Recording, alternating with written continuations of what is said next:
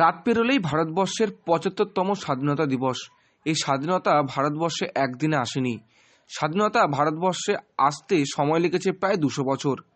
এই স্বাধীনতা সংগ্রামীদের মধ্যে ছিলেন কাকদ্বীপের সুভাষনগরের মহান স্বাধীনতা সংগ্রামী হীরালাল দাস। তিনি প্রথমে জাতীয় কংগ্রেস করতেন, তারপর নেতাজির ফরওয়ার্ড ব্লক করতেন। তার স্বাধীনতা সংগ্রামীর আত্মকথা শুনুন তার বড় নাতি নন্দদুলাল দাসের মুখে।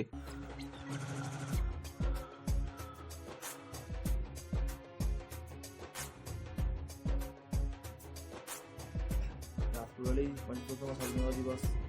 এই স্বাধীনতা দিবসের প্রাক্কালে দাঁড়িয়ে সমস্ত ভারতবাসীকে অনেক অনেক শুভেচ্ছা জানিয়ে দু একটা কথা যেটা আজকের বলার সুযোগ এসেছে।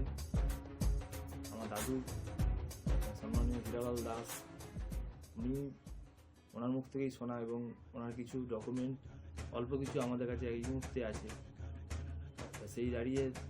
সেই সময় দাঁড়িয়ে স্বাধীনতা আন্দোলনের সময় উনিও যুক্ত ছিলেন।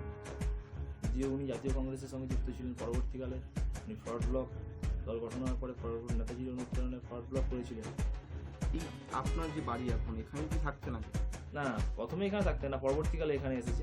আগে মেদিনীপুরে থাকতেন উনি।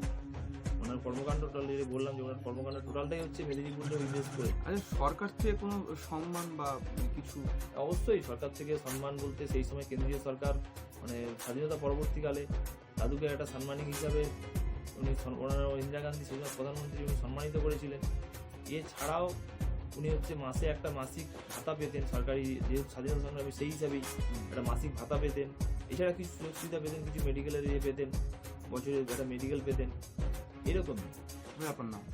নন্দদুলাল দাস, ওনার বড় নাতি।